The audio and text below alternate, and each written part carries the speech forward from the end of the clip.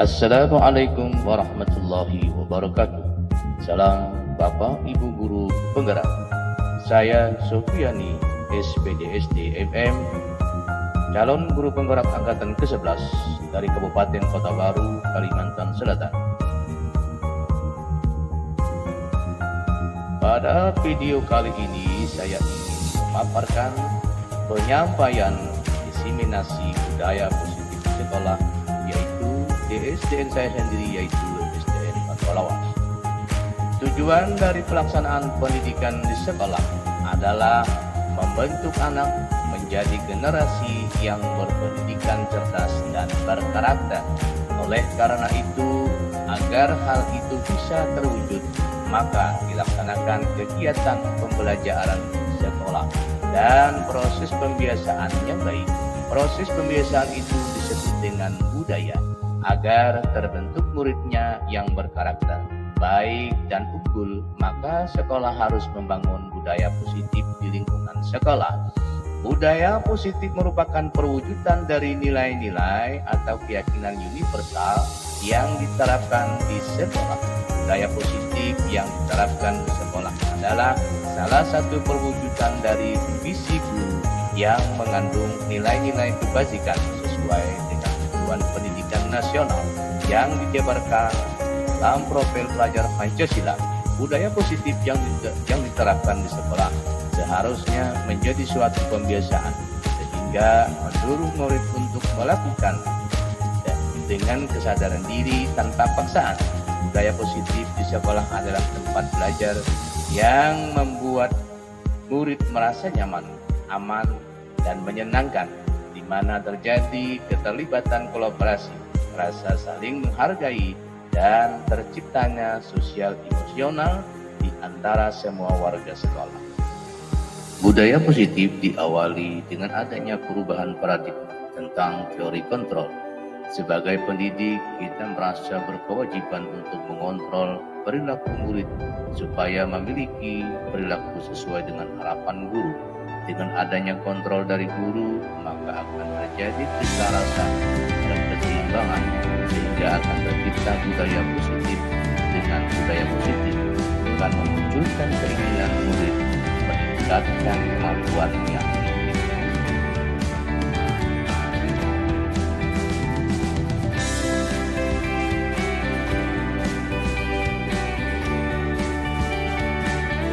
Perubahan paradigma teori kontrol atau ilusi kontrol, di mana ilusi guru mengontrol murid, kemudian ilusi bahwa kritik dan membuat orang merasa bersalah dapat menguatkan karakter, ilusi bahwa semua penguatan positif, efektif, dan bermanfaat, kemudian ilusi bahwa orang dewasa memiliki hak untuk memaksa.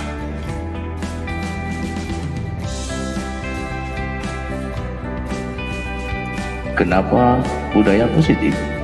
Suasana positif sangat mendukung terlaksananya pembelajaran yang kondusif. Suasana positif akan membuat lingkungan belajar lebih menyenangkan, sehingga proses belajar dapat berjalan tanpa beban dan tekanan, melainkan keinginan dan kesadaran dari dalam diri peserta didik. Suasana positif juga akan membentuk karakter positif peserta didik, sehingga akan menjadi budaya positif peserta didik dan budaya positif di lingkungan. Budaya positif adalah nilai atau keyakinan dari kebiasaan-kebiasaan di sekolah yang berpihak pada peserta didik, sehingga peserta didik menjadi pribadi yang bijaksana dan bertanggung jawab.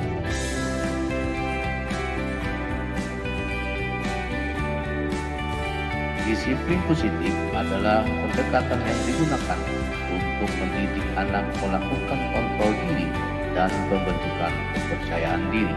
Di antaranya, pertama, tanpa kekerasan dan tanpa ancaman, melainkan komunikasi tentang perilaku secara efektif antara guru dan peserta didik. Kemudian yang kedua, peserta didik diajarkan untuk memahami konsekuensi dari perilaku mereka dan menemukan rasa tanggung jawab dalam diri mereka.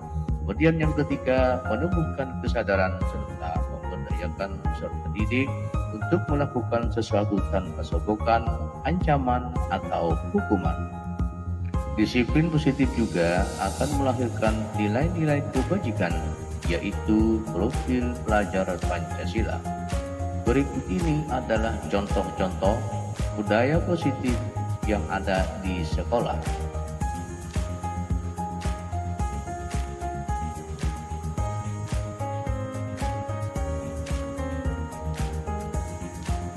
Pengembangan budaya positif dapat menumbuhkan motivasi intrinsik dalam diri anak untuk menjadi pribadi yang bertanggung jawab dan berbudi pekerti guru serta akhlak mulia.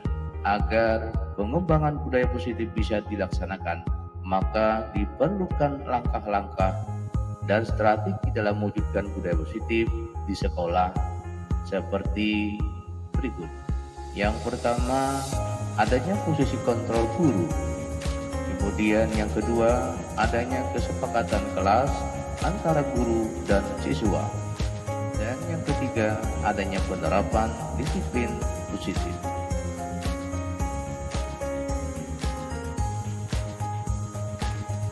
Untuk itu, kita juga harus tahu ada 5 kebutuhan dasar manusia. Yang pertama, kebutuhan bertahan hidup. Yang kedua, kasih sayang dan rasa diterima. Yang ketiga, kebutuhan pengakuan atas kemampuan. Yang keempat, kebebasan. Dan yang kelima, kesenangan, yaitu kebutuhan untuk merasa senang. Berikut ada 5 posisi kontrol guru. Yang pertama, sebagai penghukum. Yang kedua, membuat rasa bersalah. Yang ketiga, sebagai teman. Kemudian yang keempat sebagai pemantau, dan yang kelima adalah sebagai manajer.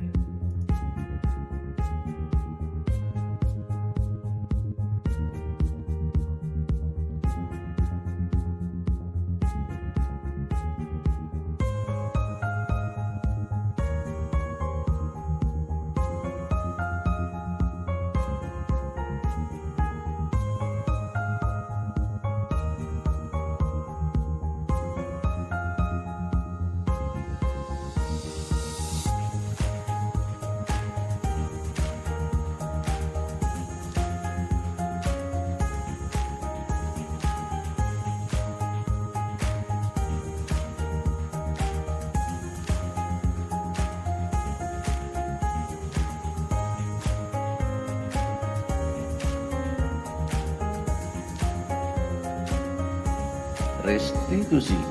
Restitusi merupakan proses menciptakan kondisi bagi murid untuk memperbaiki kesalahan mereka sehingga mereka bisa kembali pada kelompok mereka dengan karakter yang lebih kuat.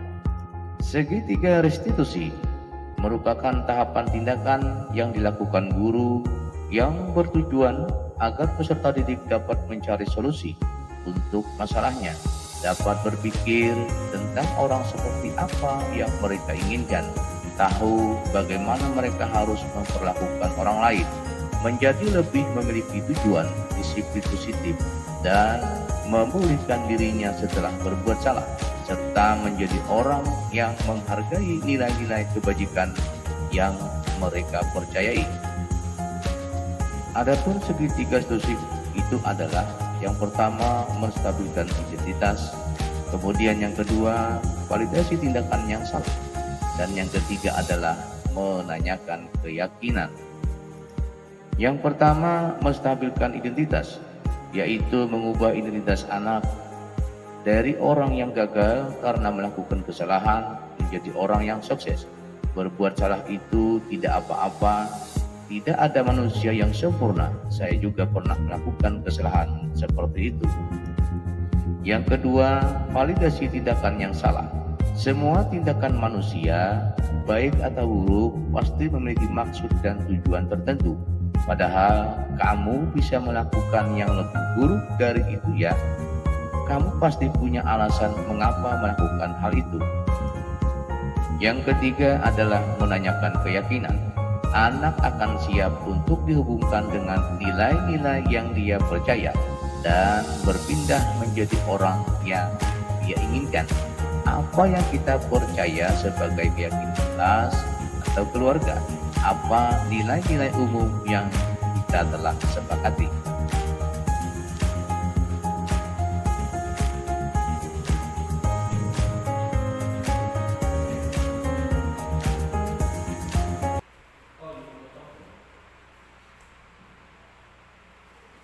Assalamualaikum warahmatullahi wabarakatuh.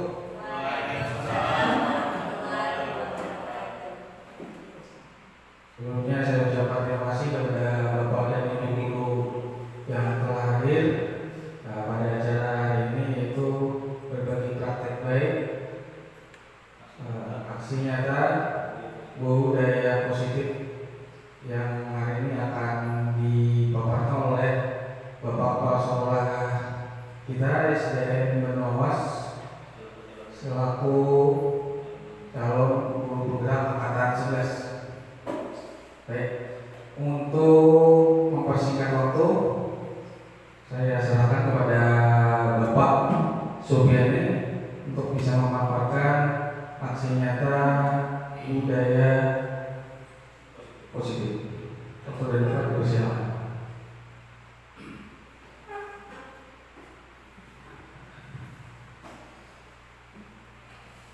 Terima kasih kepada pokok acara yang telah memberikan waktunya kepada ulun untuk menyampaikan pemaparan, yaitu diseminasi aksi nyata, yaitu tentang budaya positif. Bapak Ibu, jadi pada kesempatan ini sesuai dengan tugas modul 1.4 tentang budaya positif. Jadi di mana saya selaku calon guru penggerak angkatan 11 membuat sebuah aksi nyata untuk mengimplementasikan budaya positif ini di sekolah. Nah, jadi kebetulan saya selaku kepala sekolah, jadi kesempatan ini saya juga ingin berbagi dengan Bapak Ibu bagaimana sih budaya positif yang nantinya akan kita terapkan kepada peserta didik. Nah, jadi pada kesempatan ini saya menyampaikan diseminasi budaya positif di sekolah. Nah, jadi di sini di SDN Benowas, jadi saya selaku kepala sekolah ingin menyampaikan dan berbagi bagaimana sih cara kita untuk membiasakan anak tadi bersikap budaya positif. Nah, di mana di layar dapat kita amati pengantar bahwa tujuan dari pelaksanaan pendidikan di sekolah adalah membentuk anak menjadi generasi yang berpendidikan cerdas dan berkarakter. Oleh karena itu, agar hal itu bisa terwujud, nah, jadi di sini dapat kita lihat semua bahwa budaya positif tadi adalah perwujudan dari nilai-nilai atau keyakinan. Nah, jadi yang diwujudkan tadi dari budaya positif ini adalah nilai-nilai apa yang sifatnya positif yang bisa nanti dilakukan anak itu agar di kemudian hari pembiasaan ini akan menjadi sebuah karakter yang nantinya itu sesuai dengan tujuan dari pendidikan nasional. Ya, jadi budaya positif sekolah adalah tempat belajar yang membuat guru itu merasa nyaman, kemudian aman, menyenangkan, di mana terjadi keterlibatan kolaborasi yang saling menghargai dan terciptanya sosialisasi di antara semua warga sekolah. Nah, jadi diharapkan dengan adanya budaya positif ini nanti itu diharapkan antara anak dan anak itu merasa nyaman, merasa senang, merasa bahagia, tidak ada yang mengintimidasi ataupun adanya sebuah kekerasan. Nah, itulah kenapa kita disuruh agar melakukan budaya positif agar dalam proses belajar mengajar itu terjadi sebuah jalinan yang baik guru maupun peserta didik itu akan merasa nyaman, tidak ada yang merasa terbebani. Nah, di sini dapat kita lihat bahwa budaya positif itu diawali dengan adanya perubahan paradigma tentang teori kontrol. Nah, sebagai pendidik kita merasa kewajiban untuk mengontrol perilaku murid supaya memiliki perilaku sesuai dengan harapan guru. Nah, jadi harapan guru itu pasti ada, ya. Pokoknya si anak ini harapan guru pasti semua ada seperti ini. Nah, jadi dengan adanya budaya positif, ya, itu akan memunculkan keinginan murid meningkatkan kemampuan yang dimiliki. Nah, jadi tugas kita artinya sebagai seorang pendidik itu bagaimana sih kita membuat atau pembiasaan kepada murid untuk membiasakan agar perilaku tadi itu bersifat positif. Nah, itu dapat kita lihat mereka akan terpacu untuk semangat dalam meningkatkan prestasi baik secara akademis maupun akademis. Jika budaya positif sekolah bisa diterapkan dengan melalui pembiasaan untuk para murid, maka akan tercipta lingkungan yang positif. Nah, jadi jelas kalau anak-anak sudah sepakat kita berdayakan dengan melakukan budaya positif, tentunya hasil yang didapat adalah sebuah kenyamanan baik guru maupun murid akan merasanya nyaman. Nah, di situ pun kita juga bisa dapat membentuk karakter peserta didik itu ke arah yang lebih positif, ya. Itu akan dikembangkan secara maksimal.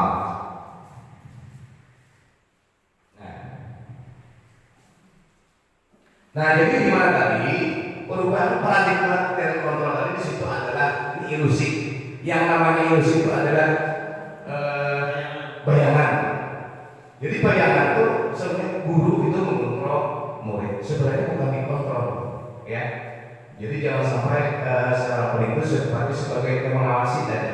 Nah, kemudian ada ilusi bahwa kritik yang membuat orang merasa bersalah dapat membuat orang ada, ya kan?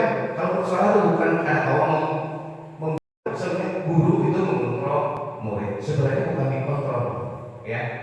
Jadi jangan sampai secara penuh sebagai mengawasi saja. Nah, kemudian ada ilusi bahwa kritik yang membuat orang merasa bersalah dapat membuat orang ada, ya kan? Kalau bersalah itu bukan karena orang membuat kreatif. Kemudian yang berikutnya ilusi bahwa semua penggunaan positif dan bermanfaat. Kemudian yang terakhir ilusi orang dewasa memiliki hak untuk memaksa kawan. Ini mantan kita tuh Pak. Sekarang kalau sekarang memaksa ini harus ini. Nah, jadi sekarang ini akan kita ubah itu dalam sebuah beralih ke budaya positif. Nah, jadi budaya positif. Jadi banyak aja budaya positif itu di sini. Nah, suasana positifnya mendukung. Nah, dapat kita baca di depan ini adalah suasana positif juga akan membentuk rata sudah, jadi menjadi peserta didik dan budaya positif di lingkungannya. Nah, kita lanjutkan dulu. Nah, di sini pembudayaan positif adalah nilai atau keyakinan dari kebiasaan. Nah, jadi kebiasaan tadi yang di sekolah itulah akan kita terapkan nanti ke sehari-harian kita, maka terbentuklah yang namanya budaya positif. Nah, jadi diharapkan itu akan menjadi sebuah karakter. Jadi si anak tadi bisa lebih bijaksana dan bisa bertanggung jawab. Jadi kita lanjut dulu ini. Nah, di sini disiplin positif itu beda dengan budaya positif. Kalau disiplin positif itu ada pendekatan yang digunakan untuk mendidik anak melakukan kontrol diri dan pembentukan kepercayaan diri. Nah, di mana di sini yang pertama tanpa ada kekerasan dan tanpa ancaman, melainkan komunikasi tentang perilaku secara efektif antara guru dan peserta didik. Kemudian yang kedua, peserta didik diajarkan untuk memahami konsekuensi dari perilaku mereka dan menentukan rasa tanggung jawab dalam diri mereka. Kemudian yang ketiga, menentukan kesadaran serta memberdayakan peserta didik untuk melakukan suatu tanpa sogokan, ancaman dan hukuman. Nah, itu disiplin itu positif. Nah, di mana disiplin positif tadi itu nantinya akan melahirkan nilai-nilai kebajikan, yaitu profil pelajar Pancasila. Nah, di mana ada 6 unsur dari pelajaran tadi, yaitu beriman dan bertakwa kepada Tuhan Yang Maha Esa dan berakhlak mulia, kemudian berkelanjutan global, kemudian gotong royong, kemudian kreatif, kemudian bernalar kritis, dan selanjutnya adalah mandiri. Jadi ini nanti namanya akan terbentuk sebuah kebajikan yang diharapkan oleh profil pelajar Pancasila. Lanjut. Nah, di mana dikutip dari pendapat Bapak Pendidikan kita, yaitu Bapak Ki Hajar Dewantara, bahwa di sini beliau mengatakan arti merdeka. Nah, arti merdeka di sini artinya tidak hanya terlepas dari perintah, akan tetapi juga dapat cakap buat memerintah diri sendiri.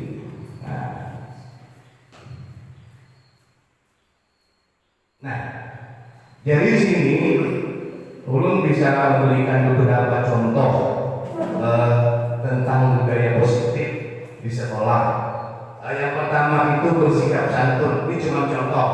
Tapi kalau misalnya kita nanti ambil, kita laksanakan di sekolah kita masing-masing, ini bisa sebuah contoh bisa diambil. Nah, pertama adalah bersikap sopan dan minta izin pada guru bila akan masuk dan keluar kelas pada saat belajar sebagai wujud menghargai diri sendiri dan orang lain. Nah, kedua mengantri. Nah, misalnya kita budayakan mengantri. Artinya di kelas itu apa yang menjadi sebuah yang ingin kita jadikan sebuah pembentukan karakter, maka itulah yang kita terangkan. Contoh, kayak mengantri. Jadi setiap hari itu kita budayakan, nanti akan membentuk sebuah karakter. Jadi ketiganya kita harus paham mengantri. Nah, itu kan nanti lanjutnya akan sebuah karakter ya.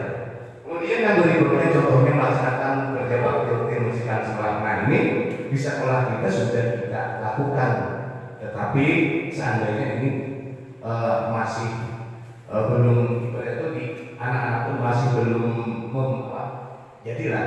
Nah, jadi tugas kita guru inilah supaya pelaksanaan yang sudah kita laksanakan tadi itu menjadi sebuah budaya positif. Nah, ini kan sudah kita laksanakan, tetapi belum melekat sepenuhnya di anak tadi. Nah, kemudian tepat waktu di bersekolah dan masuk sekolah untuk mengikuti pelajaran. Ini bisa, tetapi sebenarnya belum terlaksana. Karena terlambat ataupun terlambat kita nggak tahu gurunya. Karena apa?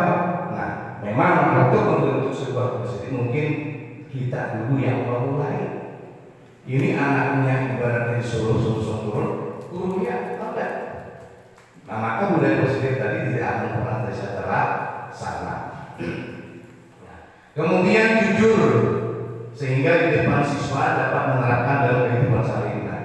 Kalau bersifat jujur ini ya tentunya untuk menjadi sebuah karakter itu memang sedikit agak berat, ya. Nah, kebanyakan di sini kadang-kadang anak-anak itu disuruh jujur ngalih banyak dosanya. Tapi kalau yang memang itu mau diterapkan, bagus lagi. Makanya kita cari strategi bagaimana anak tadi bisa bersifat jujur dan mendarah daging menjadi sebuah karakter kehidupan sehari-hari. Kalau berikutnya lagi, di sini mentaati peraturan dan tata tertib sekolah. Sudahkah kita laksanakan ini? Kira-kira sebagian, ya, sebagian. Tetapi masih banyak yang melanggar. Nah, jadi untuk kedepannya nanti ulun mengharapkan kepada pian-pian seperti ini, marilah kita sama-sama membuat sebuah budaya positif yang nantinya itu akan menjadi karakter anak, ya. Apa nantinya tadi di sini cuma contoh, tetapi bisa pian-pian ambil yang mana yang cocok untuk kelas-kelas pian. Nah, kemudian yang berikutnya adalah mengenai adanya pembicaraan, itu gampang ya. Kemudian toleransi dan menghargai perbedaan, ya, ini khawatir juga. Tetapi yang dihormati kadang-kadang, ya kan, pernah kejadian ada yang bukan non-muslim, udah, ya kalau ini, macam-macam Israel, saudara, macam-macam karena disinilah tantangan kita. Bagaimana cara kita bertoleransi itu terhadap budaya, ras agama dan sebagainya. Nah, berikutnya bertanggung jawab atas tindakan yang dilakukan. Nah, berarti di sini apa? Budaya positifnya apa? Kalau berani berbuat, berarti berani bertanggung jawab. Ya kan? Jangan ditanya lain dulu. Nah, berarti kan anak itu sudah tidak bisa bertanggung jawab. Nah, di sini kan untuk membentuk karakter tadi bertanggung jawab atas tindakan yang dilakukan, berarti wani berbuat, wani bertanggung Jawab. Nah, kemudian yang berikutnya bersalaman dengan guru di pagi dan masuk gerbang sekolah. Pernahkah? Nah, tetapi kalau ini mau ditekankan, maka gurunya juga harus sungsung. Nah, sebenarnya iya, nah itu. Tetapi kalau memang kondisinya memang tidak bisa, tidak perlu. Ambilnya yang lain. Artinya yang contohnya bukan diambil semua, ada mampu. Jadi maksud kita walaupun itu ada satu syukur, tapi itu menjadi dari nantinya itu yang diharapkan dalam pembiasaan ini. Kemudian contohnya yang berikut lagi adalah membuang sampah pada tempatnya. Nah ini yang kadang-kadang sulit. Bisa kita udayakan seperti ini. Bisa sebenarnya dengan konsekuensi hukuman. Contoh, bila kelihatan bahwa sama sini denda 5.000 itu salah satu cara kita untuk membiasakan anak tadi membuang sampah pada tempatnya. Berikutnya gotong royong. Nah, kalau gotong royong, nah di SDN kita ini bisa aja kita laksanakan, tetapi guru-gurunya harus turun. Ya, kita kadang-kadang langsung make aja. Kenapa gotong royong membuang sampah? Gurunya kan ada liar ya. Nah, kalau ada ibaratnya pembiasaan budaya positif gotong royong, tentunya kita mulai dari gurunya. Ayo, contoh Sabtu kita serentak bersih ini sama-sama. Ya, akhirnya apa? Anak itu merasa terawasi, jadi pegawai itu jujur. Tapi kalau kita yang berlapa-lapa saja, ya kita tidak akan membentuk sebuah karakter untuk menanamkan budaya positif yang bergotong royong. Nah, jadi nantinya di antara contohnya yang mana kita ambil 1 atau 2 atau 3 itu yang kita terapkan nanti di sekolah ini. Ya kalau nanti biar kita berdiskusi aja yang mana yang dari contoh tadi diambil itu yang kita ambil. Kemudian religius sesuai keyakinan ini kalau sudah kayak Jumat, acara-acara yang rutin. Ini kalau yang kita terapkan menjadi sebuah karakter dan budaya positif. Kemudian kepedulian dalam semua aspek, mulai dari peduli dengan sesama, itu kan ini agak luas sebenarnya. Kemudian nasionalis dapat diimplementasikan dengan berpikir maupun bertindak dengan kepentingan bangsa negara. Ini juga sifatnya terlalu luas. Ini kan cuma contoh. Nah, jadi pengembangan budaya positif ini dapat menumbuhkan motivasi intrinsik dalam diri anak untuk menjadi pribadi yang bertanggung jawab dan berbudi luhur serta akhlak mulia agar pengembangan budaya positif bisa dilaksanakan, maka diperlukan langkah-langkah. Nah, jadi diperlukanlah langkah-langkah untuk mewujudkan budaya positif tadi. Itu diantaranya adalah seperti ini. Yang pertama itu posisi kontrol guru. Nah, di mana guru itu sebenarnya mempunyai kontrol. Nanti kita bahas apa sih kontrol guru tadi. Nah, jadi untuk menciptakan budaya positif, yang pertama itu langkah-langkahnya adalah adanya posisi kontrol guru. Jadi terkawal ibarat kita menyuruh anak-anak kita lepas tangan. Nah, itu terkawal. Nah, di situ sebaiknya posisi kontrol guru ada sebagai manajer. Nah, tentu tahu manajer ada sebuah pemimpin. Nah, di mana guru memposisikan diri jika melakukan pelanggaran tertib, maka guru yang bisa bertanya kepada anak tentang alasan mengapa anak tersebut melakukan pelanggaran, kemudian membuat kesepakatan kelas. Jadi istilahnya yang dulu paradigma ilusi tadi itu kalau punya anak siswa langsung dihukum. Nah, sekarang itu akan diubah di dalam perkembangan zaman itu perilaku yang berhari gitu. Anggaplah ibaratnya warisan penjajah. Jadi ketika anak itu salah dihukum. Nah, pada zaman sekarang ini itu mungkin akan berbeda sudah dengan zaman dulu. Akibatnya apa? Anak tadi kalau merasa dihukum itu dia akan timbul rasa dendam terhadap guru. Nah, itu. Jadi yang ilusi kontrol tadi itu akan diubah kita menjadi sebuah dalam budaya positif. Nah, salah satu langkahnya adalah posisi guru kita tadi bagaimana. Nah, di sini dikatakan bahwa kontrol guru itu yang sekarang ini itu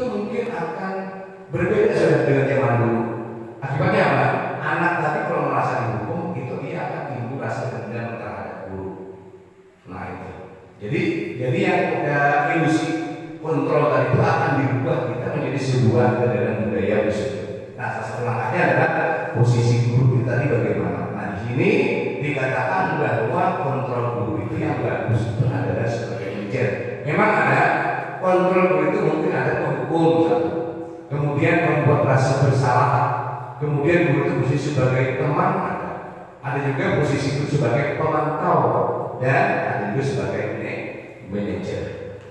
Kemudian yang kedua, nah setelah posisi kontrol guru tadi, maka yang kedua itu yang harus kita lakukan adalah kesepakatan kelas. Nah, kelas 1 sampai kelas 6 bikinlah sebuah kesepakatan. Contoh, kelas 5 tadi, umpamanya biar aja, artinya kita tanyakan kepada siswanya. Artinya anak-anak kalian dalam belajar kelas ini maunya seperti apa? Silakan. Maka ditulislah, ulun payah anaknya kayak ini. Jangan ada makan minuman di kelas. Yang si anak ini, ia tandanya kayak apa supaya nyaman. Jangan ada yang ribut. Tulis lagi. Tahun lagi yang siswa yang lain, biar tandanya kayak apa setelah supaya nyaman. Jangan ada pak yang berjalan-jalan di ruang kelas. Tulis saja. Setelah ditulis, ini dari bapak ibu kan ada kalau tapi dari anak-anak sendiri maunya seperti apa. Nah, setelah sepakat itu maka berikanlah konsekuensi. Tadi dia mengulangi ini jangan membuang sampah. Hukumannya apa? Tulis. Nah, setelah sepakat maka diberdayakanlah tadi kesepakatan kelas tadi supaya menjadi sebuah budaya positif. Jadi lingkungannya dari kelas saja dulu. Umpamanya ada 3 kesepakatan kelas. Setelah disepakati kesepakatan hukuman ini, karena kan yang membuat kesepakatan mereka, yang memberi konsekuensi hukuman mereka. Artinya guru di sini ada sebagai fasilitator. Nah, kemudian yang berikutnya adalah langsung pada penerapan disiplin positif.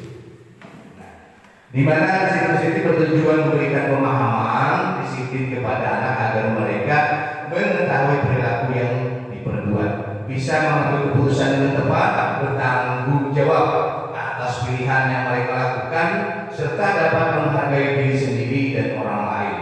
Dalam pelaksanaannya disiplin positif dapat memberikan pemahaman kepada anak tentang konsekuensi jika mereka melakukan pelanggaran peraturan sudah sepakati bersama, sehingga membuat mereka belajar dan disiplin dengan baik. Nah,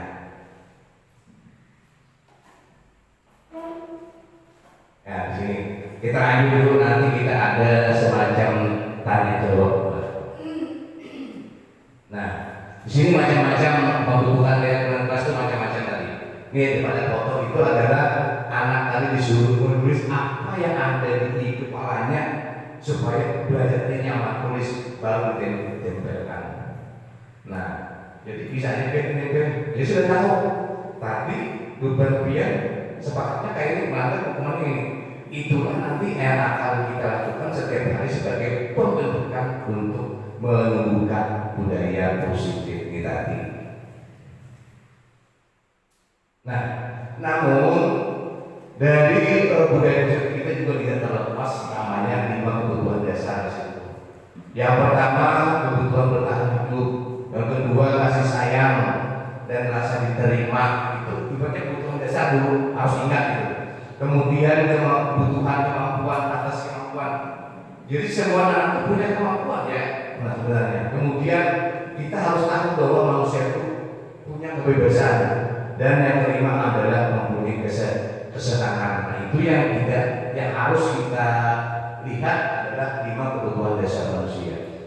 Nah, di sini yang tadi belum katakan ada 5 posisi kontrol guru. Nah, jadi yang pertama di situ ada posisi guru sebagai penghukum, pasti, ya. Mungkin bapak ibu waktu masih sekolah mungkin mengalami hal seperti ini. Jadi ada kalanya posisi guru itu penghukum. Kemudian yang kedua, ada yang posisi guru itu membuat sebenarnya menjustice, ya kan? Artinya atau bisa yang penting sambat dulu ini. Nah itu ada kalanya fungsi guru seperti itu. Nah ada kalanya guru itu sebagai teman. Ada kan? Sebagai teman. Nah kemudian yang keempat itu ada sebagai pemantau. Nah jadi yang kelima adalah manajer. Nah dari kesemua dikontrol ini itu semua kelebihan dan punya kekurangan. Contoh kayak teman ini. Kayak teman itu mungkin anak itu diakrab, tetapi negatifnya apa? Anak itu akan merasa ketergantungan dengan guru. Ya, ketergantungan. Nah itu kelemahan.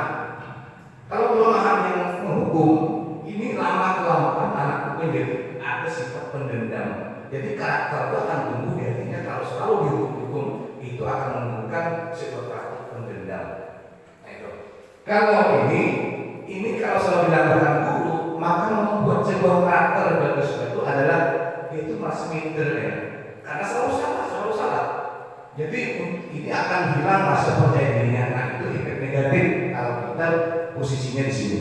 Nah jadi dari kelima ini itu dianjurkan posisi itu ada sebagai manajer. Tetapi ketika posisi guru itu manajer, bisa aja turun ke sini, bisa aja turun ke sini, tergantung situasi. Nah di sini, jadi penghukum kan oleh peserta didik. Contohnya di sini kata-katanya adalah patuhi peraturan saya, awas. Nah itu semacam ancaman. Ada kata awas, kamu selalu saja salah, pasti selalu dan terakhir selesai. Nah jadi guru seperti ini percaya hanya ada satu cara untuk mulai dari itu. Nah, di posisi ini. Nah di sini pun penghukum suaranya itu tinggi, agak tinggi, matanya melotot kayak yang orang sarik kayak.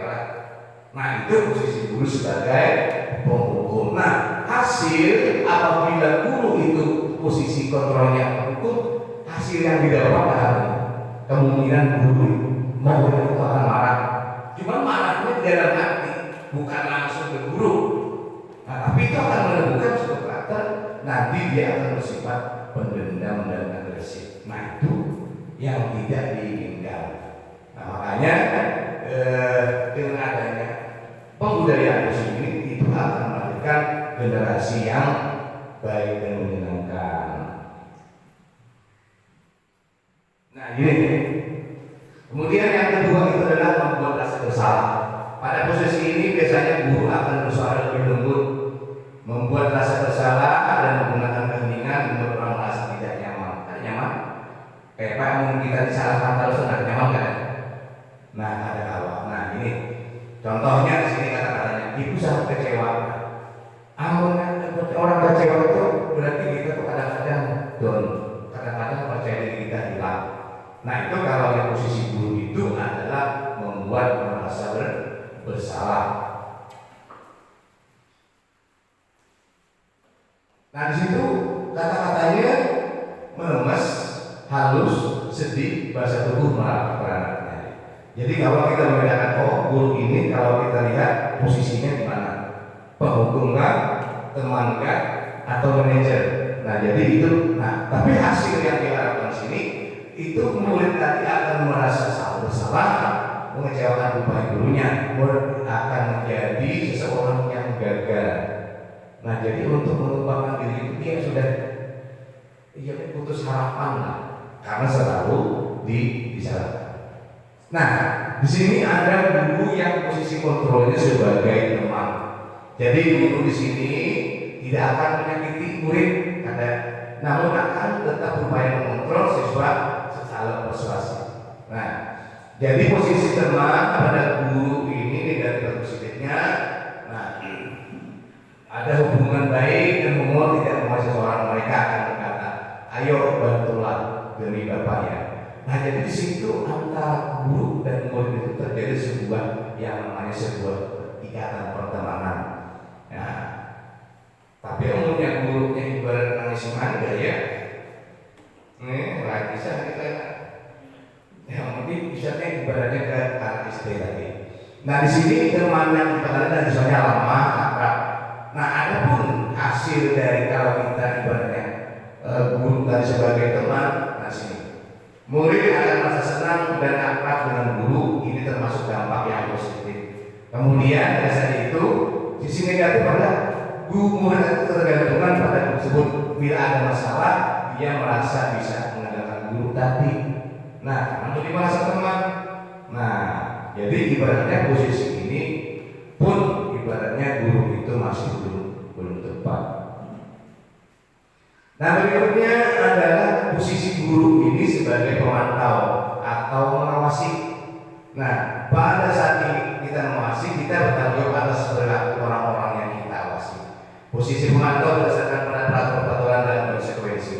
Nah, jadi pemantau ini sifatnya kita sudah membuat sebuah peraturan. Jadi kalau yang melanggar juga dipanggil. Ini posisinya adalah guru itu tadi sebagai pemantau. Kita lanjut lagi. Nah, hasil. Jadi hasil kalau posisi guru tadi sebagai pemantau itu murid memahami konsekuensi. Nah, konsekuensi itu artinya hukuman. Berarti kalau aku melanggar ini, hukumannya ini. Nah, tetapi posisi guru sebagai pemantau ini itu dianggap sudah mendekati sempurna. Nah, karena apa? Artinya sudah ada semacam keyakinan kelas di situ kalau melanggar hukumannya ini. Walaupun guru tadi tidak langsung. Nah, itu sifatnya memantau aja, memantaukan langsung terjun. Nah, kemudian berlanjut. Di sini posisi guru itu sebagai manajer. Nah, posisi ini pada posisi akhir adalah posisi di mana guru berbuat sesuatu bersama dengan murid. Nah, kenapa sini? Ketika guru itu posisi kontrolnya sebagai manajer, di situ ada semacam komunikasi dulu, ya komunikasi dulu. Kenapa melanggar hukum nih? Kenapa melanggar pelanggaran? Di situ lalu ditanyakan latar belakang. Jadi posisi manajer ini kalau melihat anak itu tadi salah, langsung tidak menghukum kadang, tapi tanya dulu kenapa nih latar belakangnya berbuat ini kenapa? Ya kan? Bisa aja dia menyuruh, bisa juga semuanya faktor dari luar, dari kuitannya kan? Kenapa yang berbuat salah? Nah, itu kalau posisi sebagai manajer tadi itu akan mencari latar belakang kenapa anak tadi berbuat salah. Setelah berbuat salah, lalu diambillah sebuah kesepakatan antara guru dan murid kayak apa supaya anak tidak lagi berbuat atau melanggar peraturan. Nah, ini posisinya adalah sebagai manajer. Nah, di situ kata-katanya juga ada. Jadi ibaratnya posisi manajer tidak ada di sistem menyalahkan, tidak ada sebagai teman, tetapi di situ dituntut adalah kewibawaan seorang guru. Nah, berikut ini contoh penerapan.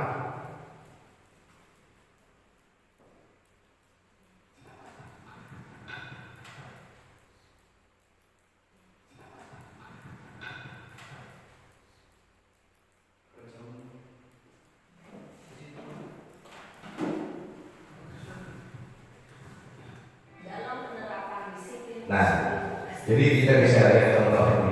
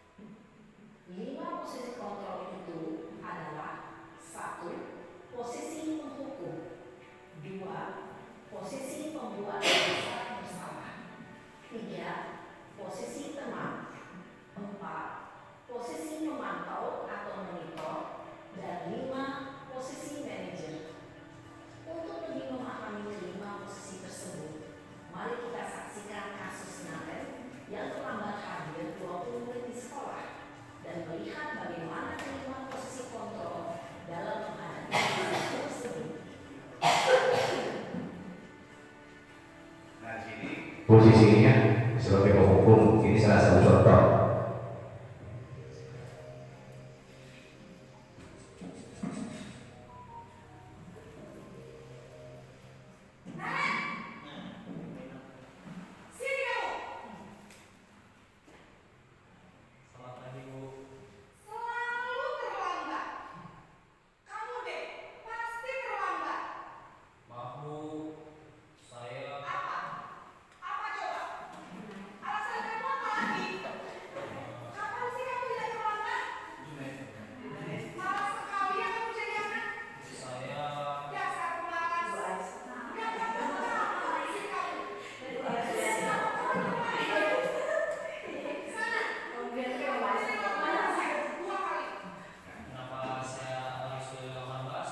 Rangkuman.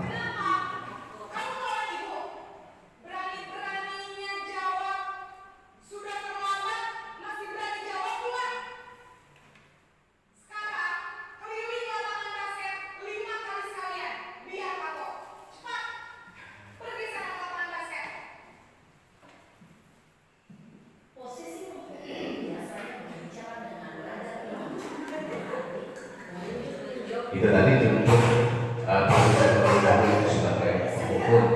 Jadi bagaimana biar saya perhatikan nanti itu sebagai sebuah pelajaran.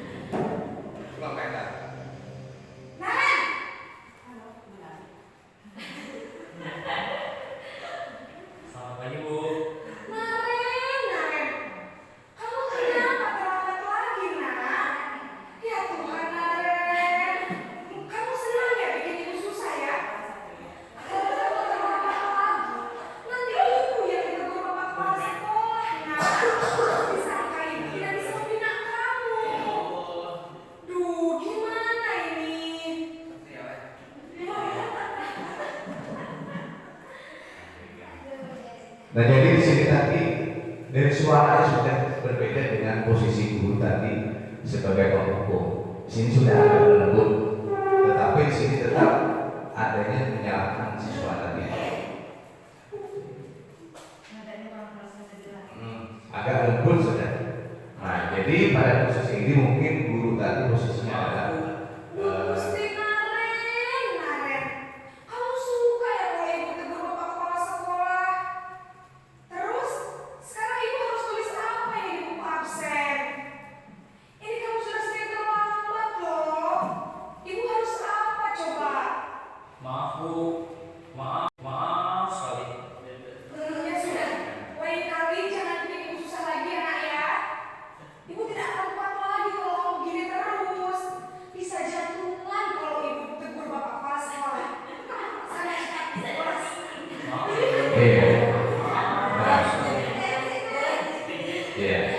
ini posisinya adalah membuat kesalahan salah.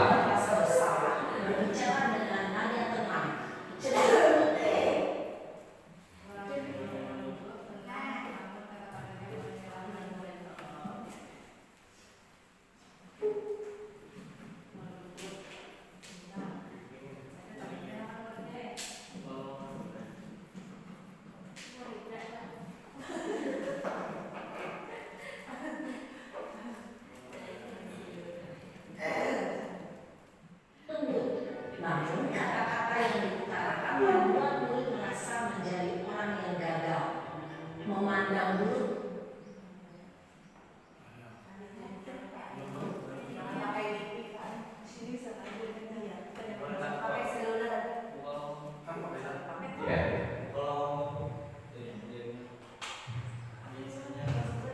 Ya, jadi itu tadi posisinya.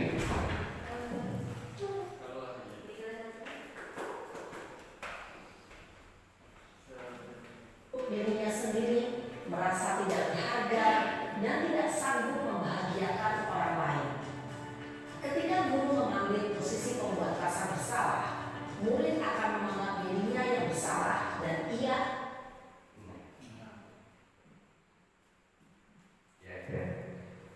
Berarti kita lanjut dulu.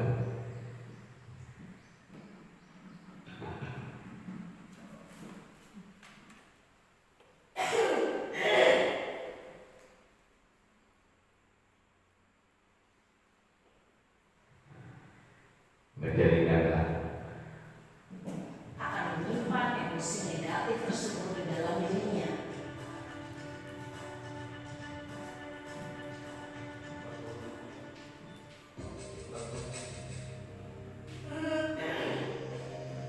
Nah ini kasusnya itu sebagai teman. Jadi kasus sama tetapi ketika posisinya beda.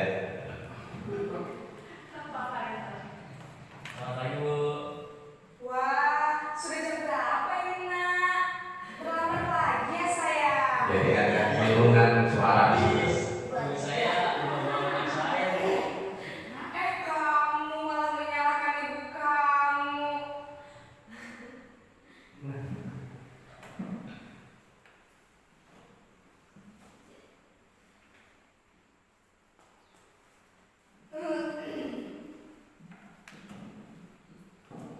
Nah, jadi kita lanjut tadi. Tadi contoh-contoh video tentang 5 posisi kontrol guru tadi. Nah, di mana dari contoh video tadi ada kasusnya kasus yang sama, tetapi dengan posisi yang kontrol guru yang berbeda, maka nuansanya itu juga akan berbeda. Nah, kemudian lanjut dari penerapan budaya kita tadi itu yang kita lakukan adalah ini sekarang ada yang namanya sebuah pendekatan yang itu namanya restitusi. Nah, di mana restitusi itu merupakan proses penciptaan kondisi bagi murid yang untuk memperbaiki kesalahan mereka. Jadi kalau di sini dituntut anak tadi berbuat salah, tetapi dituntut juga untuk memperbaiki kesalahan mereka tadi. Itu sehingga mereka bisa kembali pada kelompok mereka dengan karakter yang lebih kuat. Namanya adalah restitusi. Nah, di sini dalam restitusi itu ada istilah namanya segitiga restitusi. Nah, di mana di sini merupakan tahapan tindakan yang dilakukan dulu untuk bertujuan untuk peserta didik dapat mencari solusi dari masalah, dapat berpikir tentang orang seperti apa yang mereka inginkan, tahu bagaimana mereka harus bertindak. Nah, jadi tahapan segitiganya itu. Nah, di mana pada segitiga restitusi itu ada 3 langkah yang harus dilakukan. Yaitu yang pertama adalah menstabilkan identitas. Jadi ketika anak itu bersalah, kita stabilkan dulu. Contoh, panggillah anak kecil tadi, lalu kita ajak dengan supaya stabil. Nah, tahu nggak kamu kenapa dipanggil hari ini? Jadi tenangkan dulu anaknya tadi, jangan langsung blak-blak-blak, langsung dimarahi, tidak. Nah, itu adalah kita penyelesaiannya mengikuti segitiga restitusi. Jadi yang pertama stabilkan dulu. Setelah tahu anak kesalahannya apa-apa, lalu kita validasi tindakan yang salah. Lalu kita, kamu tahu nggak yang kamu bersalah? Salah bu. Nah, di situ dia ada proses bahwa yang dia kerjakan itu salah. Bukan guru menghakimi tidak, tetapi ada sebuah komunikasi antara guru dan murid tadi supaya murid tadi akan dia menyadari secara langsung, bukan karena amarah kita, bukan karena hukuman kita. Setelah tindakan atau peristiwa yang salah, lalu menanyakan keyakinan, di mana menanyakan keyakinan adalah seperti ini. Nanti kalau kamu berbuat salah, kayak apa penyelesaiannya? Bisa aja. Nah, dari ketiga langkah itu diharapkan nanti apabila anak tadi berbuat salah, maka secara langsung kesadaran untuk memperbaiki itu timbul dari diri seorang tanpa ada hukuman dan intimidasi dari guru. Nah, yang pertama adalah menstabilkan identitas. Nah, itu bisa tadi. Jadi mengubah identitas anak tadi itu yang gagal itu menjadi sebuah anak yang sukses. Nah, jadi memang disinilah tuntutan bagi kita sebagai seorang pendidik, bagaimana sih cara penyelesaian yang dituntut oleh segitiga restitusi ini. Jadi yang pertama tadi stabilkan dulu. Jadi anak tadi itu merasa tidak dihakimi langsung, tetapi diajak untuk dia itu menyadari bahwa yang diharapkan itu salah, bukan salah. Dengan adanya segitiga solusi diharapkan siswa tadi akan menyadari bahwa apa yang dia perbuat itu memang salah, bukan dari hukuman. Nah ini contoh yang pernah aku lakukan kemarin ya kepada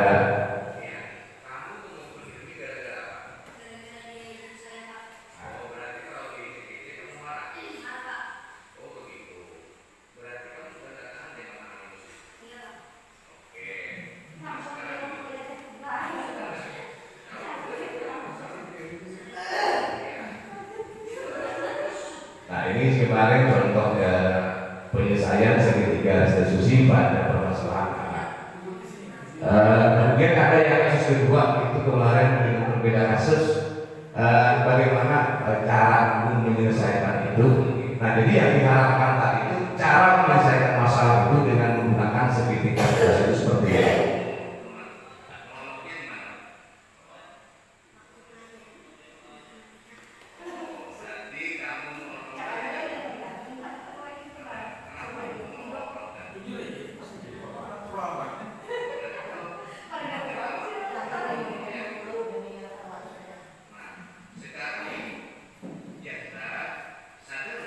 Ini contoh itu, jadi kita lanjut.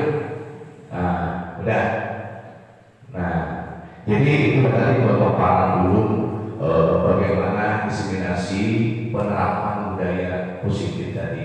Jadi mudah-mudahan apa yang disampaikan nanti kita mungkin kita bisa berkolaborasi, kita bicarakan nanti bisa aja kita ambil contoh-contoh yang mana yang bagus yang akan kita terapkan menjadi sebuah budaya positif. Nah kemudian ini urusan kepada pembacara.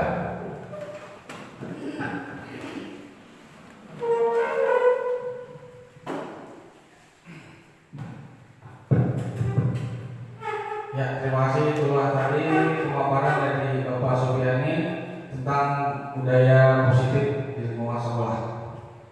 Baik, selanjutnya kita sesi tanya jawab kepada Bapak Ibu. Dipersilakan jika ada yang ingin pertanyaan disampaikan. Sudah langsung. Ya. Pada Bapak Kepala Sekolah selaku calon guru program angkatan 11, saya ingin menanyakan sedikit tentang yang ada di slide tentang ilusi tadi Pak. Yang ilusi.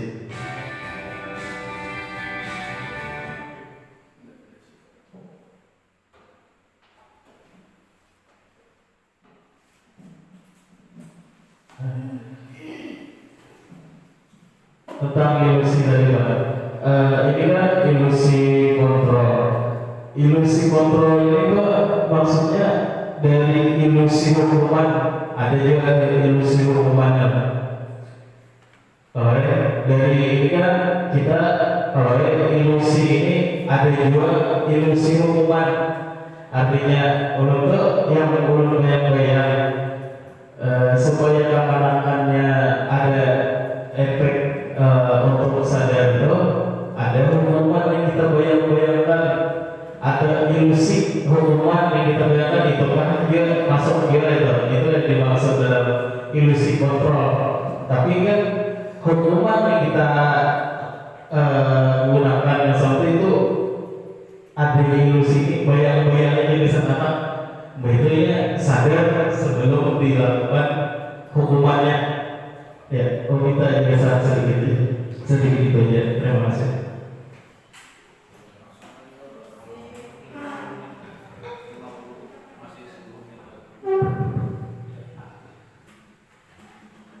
Baik, terima kasih atas pertanyaan tadi kepada Bapak Rizky. Baik, apakah langsung saja boleh Bapak Supiani atau dilanjutkan lagi Pak? Pertanyaannya ditampung dulu. Oke, ya kata Bapak Supiani ditampung dulu pertanyaannya, nanti dijawab sekaligus. Baik, silakan Bapak Ibu yang ingin bertanya lagi, silakan.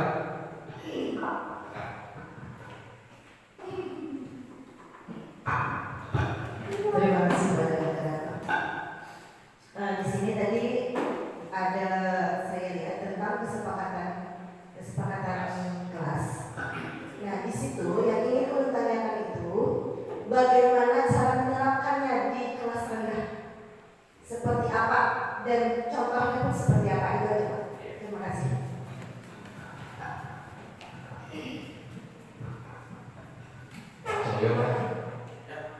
Oke, langsung dijawab aja. Yang pertama pertanyaan dari Bapak Rizky yang tadi masalah dari ilusi kontrol. Tadi kata Pak Rizky, apakah kita itu bisa membayang-bayangkan hukuman?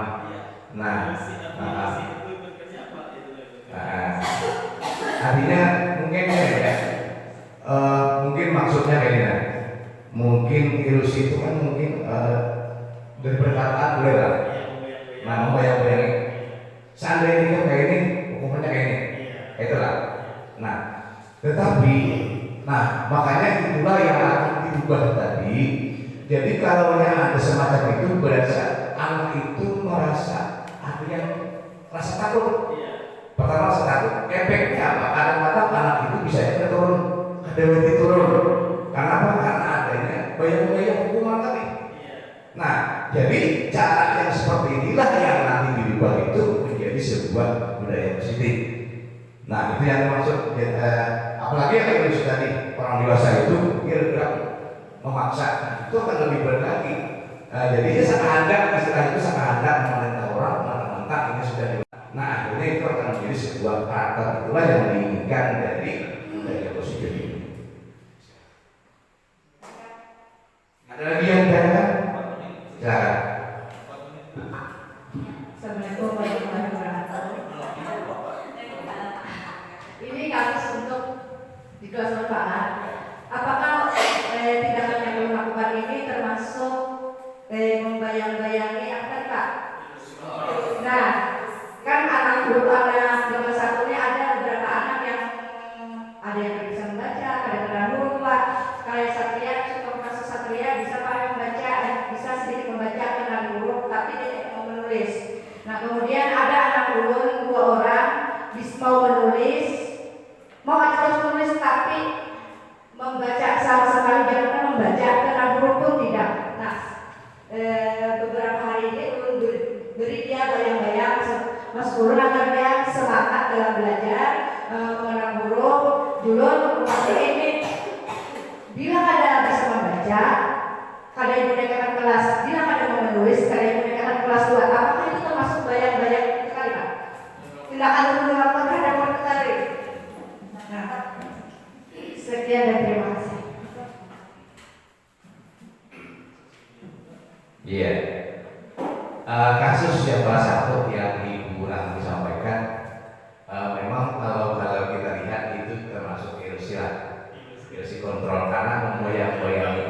Namun di sini di dalam kurikulum Merdeka untuk mendidik profil pelajar Pancasila itu, jadi anak-anak itu tidak dituntut harus bisa, tetapi di sini adalah bagaimana cara menumbuhkan karakter. Nah, jadi kalau masalah materi atau berbagai sifatnya itu ranah kognitif lah, itu tak ada dituntut. Nah, karena mesti habis saja.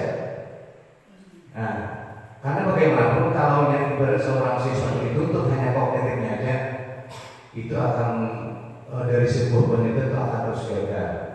Nah, kenapa ini diubah? Jadi dalam penilaian itu di situ ada kognitif, efektif dan psikomotor.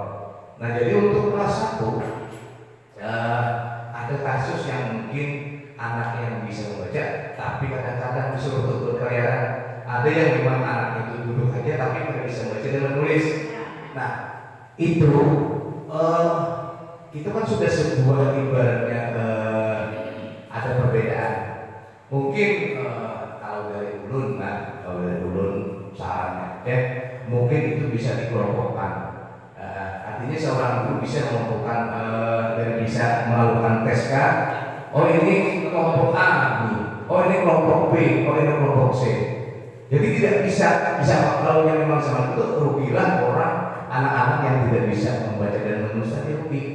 Maka nilai raportnya 0. Itu pada kawan. Jadi setidaknya ibaratnya pengelompokan namanya. Nah, jadi kalau masalah untuk mengejar kurikulum atau mengejar buku itu kada perlu. Nah, sebenarnya untuk menurut mereka ini jangan mengandalkan buku. Yang penting ibaratnya apa Pak namanya? Capaian pembelajaran. Ya. Nah, jadi itu kemarin ditanyakan. Kadang-kadang kita tuh bukunya selalu terfokus pada buku. Ya kan? Padahal buku itu hanya sebagai referensi aja. Pada intinya ini lihat capaiannya. Makanya ketika masuk dituntut guru itu harus siap. Lalu mempersiapkan besok ini. Maka ada langkah-langkah seorang guru tadi mempersiapkan itu. Terutama membaca capaian pembelajaran berarti tahu. Jadi istilahnya kita tahu membaca. Ini di benak kita sudah tahu. Berarti capaian ini berarti anak bisa berhitung. Ya. Berpersiapan.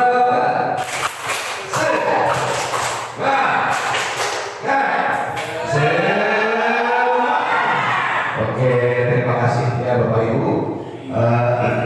Mungkin di sini dulu penyampaian dulu tentang diseminasi perubahan kita menuju budaya positif. Mudah-mudahan nantinya setelah ini mungkin di benak Bapak Ibu ada sebuah perubahan yang ingin dilakukan di kelas masing-masing tentang mengubah menuju sebuah pembentukan karakter yaitu masalah budaya positif. Terima kasih. Salam kenal dan akhiri wassalamualaikum warahmatullahi wabarakatuh.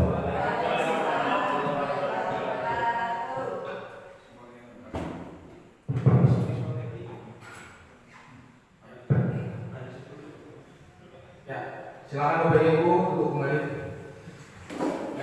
Baik, itu lagi pemaparan dari Bapak Supiani sebagai kepala sekolah dan calon guru penggerak angkatan 11 yang memaparkan tadi tentang budaya positif di lingkungan sekolah. Jadi kesimpulan dari pemaparan Bapak Supiani hari ini dan sedikit saya ambil, budaya positif di sekolah menciptakan lingkungan aman dan mendukung perkembangan siswa dengan menghargai perbedaan, partisipasi aktif, kerjasama dan dukungan emosional.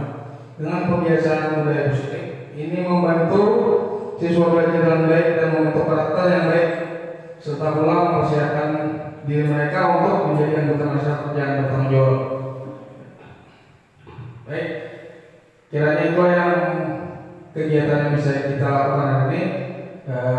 Sebelumnya saya ucapkan terima kasih kepada Bapak dan Ibu guru yang telah hadir pada kegiatan hari ini. Salah hilap, saya mohon maaf. Saya akhiri, wassalamualaikum warahmatullahi wabarakatuh. Berikut ini video membuat keyakinan kelas dalam menumbuhkan budaya positif. Selamat pagi.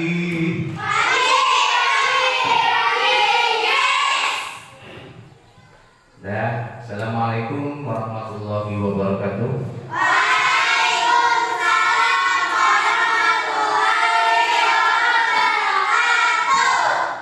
Sehat kelas 5? Sehat.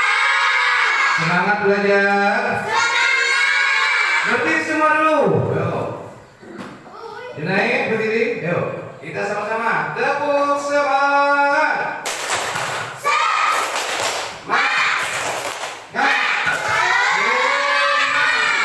Oke, silakan duduk kembali. Nah, jadi pada hari ini kelas 5 sebelum kita belajar ya, Bapak minta dulu kepada kalian semua kita bikin sebuah kesepakatan ya. Apa namanya? Kesepakatan atau yang lebih dikenal dengan keyakinan kelas.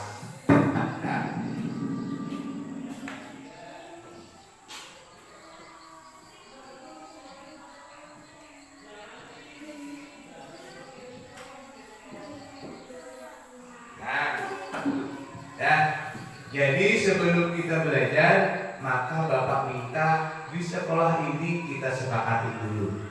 Tapi bukan aturan tidak, tetapi di sini adalah maunya kalian itu kita belajar atau di kelas ini maunya seperti apa?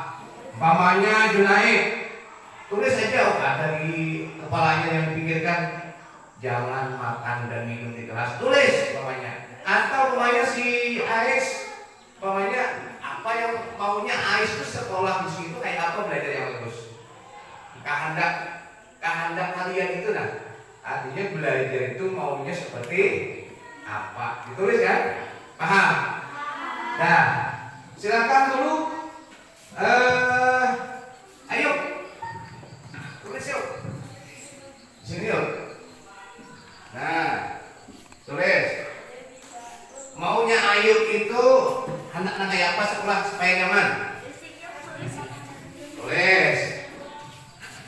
Oke, tulis aja. Tidak boleh makan di dalam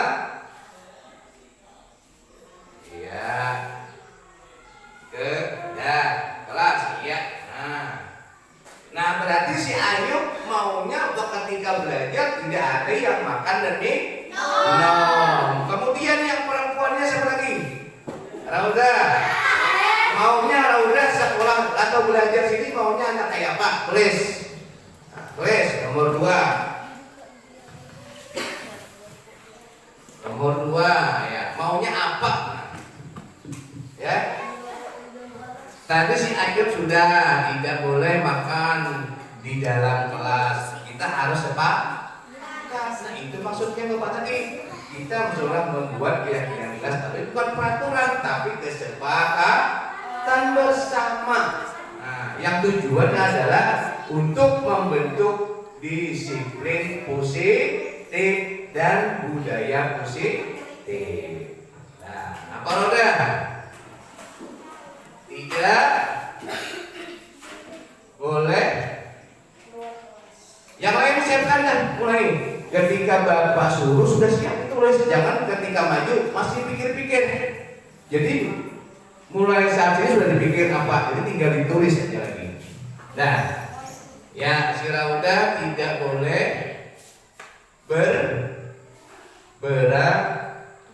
berantem di kelas. Oke, siap-siap si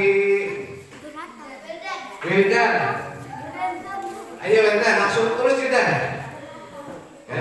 Yang lain sudah siap dulu. Apa maunya di kelas ini? Aku maunya seperti apa? Kehendakku seperti apa? Tuliskan aja. Jangan umpat yang lain. Ya, Wildan. Tidak boleh ribut. Udah. Nah, cukup tidak ribut, cukup sudah. Nah. Ais. Nah, ya. Jadi maunya seperti apa? Jadi kita sepakati dulu. Ya. Sepakati dulu.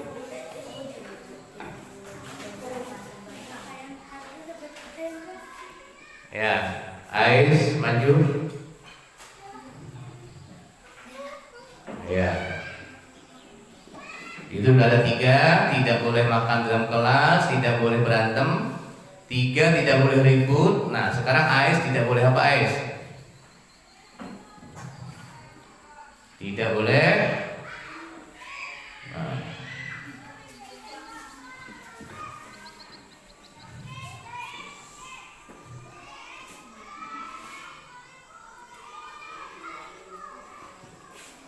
Sudah. Tidak boleh membuang sampah sembarangan. Oke, Junaid. Ayo tulis Junaid. Dah. Nomor 4, 5. Oke. Tidak apa itu? Oke, tidak boleh keluar kelas.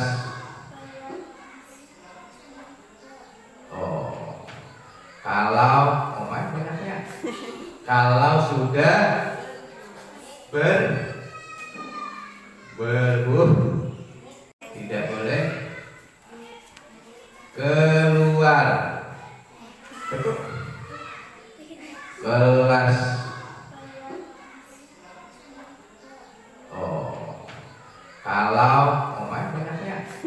Kalau sudah berbuh bunyi lonceng. Iya, tepuk tangan untuk Junai. Nah, terima kasih. Jadi untuk hari ini kita membuat sebuah keyakinan kelas atau kesepakatan bersama. Yang pertama, tidak boleh makan di dalam kelas. Sepakat apa tidak? Nah, kalau sepakat nanti ada konsekuensinya. Siapa yang melanggar berarti dapat hukuman. Nah, yang nomor 1 sepakat gak? Tidak boleh makan di dalam kelas ketika belajar. Sepakat? Oke, yang kedua tidak boleh berantem di kelas. Sepakat apa tidak? Sepakat. Kemudian yang ketiga tidak boleh ribut di dalam kelas. Sepakat? Nah, nomor 4 tidak boleh membuang sampah sembarangan. Sepakat? Oke, yang terakhir tidak boleh keluar kelas kalau sudah berbunyi lonceng. Nah, berarti inilah kesepakatan kita agar di dalam kelas kita itu bisa sesuai apa yang kita inginkan. Nah, ini sepakat dari mana? Sepakat? Alhamdulillah. Ya, nah jadi kita sebelum belajar tadi kita sudah sepakat. Jadi mudah-mudahan apa yang sudah kita sepakati hari ini bisa kita jalankan. Kenapa kita jalankan? Ini adalah kesepakatan bersama. Berarti kalau ini melanggar berarti kena hukuman. Sekarang hukumannya apa? Kalau tidak boleh makan melanggar, hukumannya apa? Maunya apa? Cukup apa? Jemur. Boleh nggak? Boleh. Dijemur. Kalau berantem di kelas, kalau melanggar dihukum apa? Sanksi. Sanksi apa? Sanksi dipanggil orang tuanya. Hah? Sanksi dipanggil. Oh, panggil orang tua. Ya. Kalau tidak boleh ribut. Kalau ribut, hukumannya apa? Bersih WC. Ya, membersih WC. Kalau apa? Tidak boleh buang sampah. Kalau buang sampah sanksinya apa? Denda 5.000. Ya. Nah, kemudian yang terakhir, tidak boleh keluar kelas kalau lonceng bunyi. Kalau melanggar hukumannya apa? Apa? Hah? Apa dianggap tidak hadir. Sepakat itu? Alhamdulillah. Nah, jadi pada hari ini kita sudah sepakat tentang keyakinan kelas di kelas 5 ini. Mudah-mudahan apa yang sudah disepakati ini dan apa yang kalau melanggar sanksinya itu bisa diterapkan. Kenapa? Supaya kita bisa lebih mahir, lebih terbiasa untuk bersikap disiplin. Oke, paham? Dan tepuk tangan semuanya.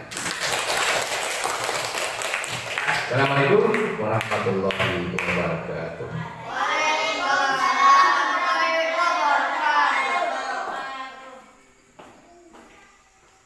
Demikian pemaparan saya tentang diseminasi budaya positif. Terima kasih. Salam guru penggerak. Assalamualaikum warahmatullahi wabarakatuh.